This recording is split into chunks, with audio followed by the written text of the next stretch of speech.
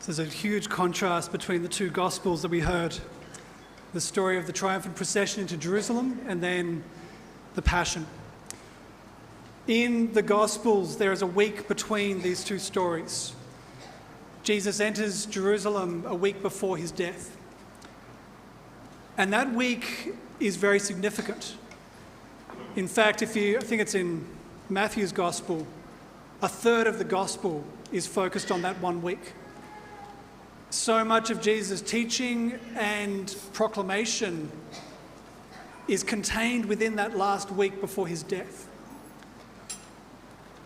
Now, the obvious question people always ask is, why did the same people who were proclaiming him king then a week later ask for him to be killed?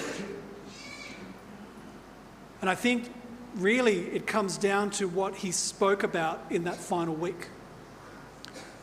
I'd encourage you to actually go home and pick up your Bibles and read that this week sometime. Because what you really see is two sides of the proclamation of Jesus. Everything in the 3 years of his ministry leading up to this moment has presented an image of immense love. This man who is immensely merciful, who raises the dead, who heals the lepers, who pardons public sinners. And there is something within the crowd where they want that version of the Messiah. They want the Messiah who is going to make their life paradise on earth. And a God who is so merciful that he turns a blind eye to everything. But then, after he enters Jerusalem, the tone of his preaching changes significantly. Jesus starts to talk a lot about the final judgment.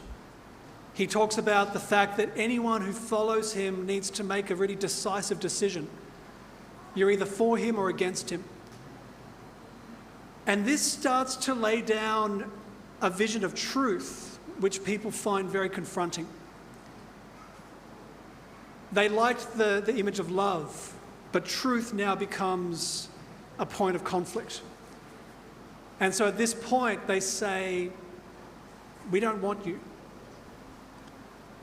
Now, I suspect that if you were to have asked those people on Good Friday, the ones who called out for him to be crucified, and you asked them why they changed, I would suspect that they would say that they didn't change.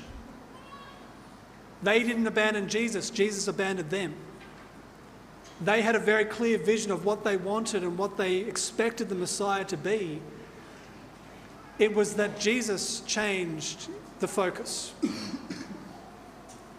Now, I think this is the key thing for us to reflect on, because all of us are immersed in this story. We are the characters in this drama.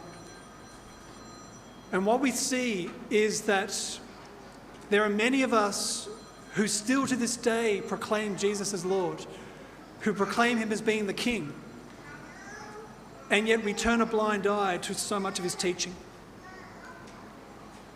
There's a very common saying of people today that they did not leave the church left them. And often really the subtext of that is that there are certain things that the church persists in holding on to, which we believe are outdated or irrelevant or not in touch with where the world is going. And people say, we feel that the church has abandoned us. It's very much the same way that the people back then said that Jesus had abandoned them. He was not the Messiah that they wanted, so therefore he should be crucified. And the church persists in teaching things that we don't like, and so therefore we should be able to pick and choose and abandon certain teachings. And yet we fail to realise where Christ was actually leading us. The reason why he goes to the cross is because he's calling us to a place where we can give everything, where we can leave behind this life which is intermingled with sin, where we've made compromises with corruption. And we can start to return back to a vision of the world which God desired. a world where we were prepared to stand for truth no matter what, even if it meant meaning that my own desires needed to be crucified. This is where he calls us to go. We need to come to that place of deep self-reflection and to actually be aware of where are those places in our hearts where we are also calling for him to be crucified. What are those places where we have decided that we just don't agree with the church, which is Jesus' church, which teaches Jesus' teachings? And what are those places where we have decided that we would rather abandon that, we would rather not follow that at all? What are those places where we draw a line to say that we're happy to follow Jesus up until this point, because beyond that point it demands too much of me and it requires a conversion which I don't really want to go through? Those are the places where we are calling out for his death, where we are crying out as the crowd to crucify him. This journey we take this next week, the church is really calling us to examine our hearts, to read deeply in the scriptures. And as I say, I'd really encourage you to go home and read the Gospels between the triumphant entry into Jerusalem and the crucifixion, to pay very close attention to what Jesus is teaching there, and to ask that question of how do I respond to this in my life?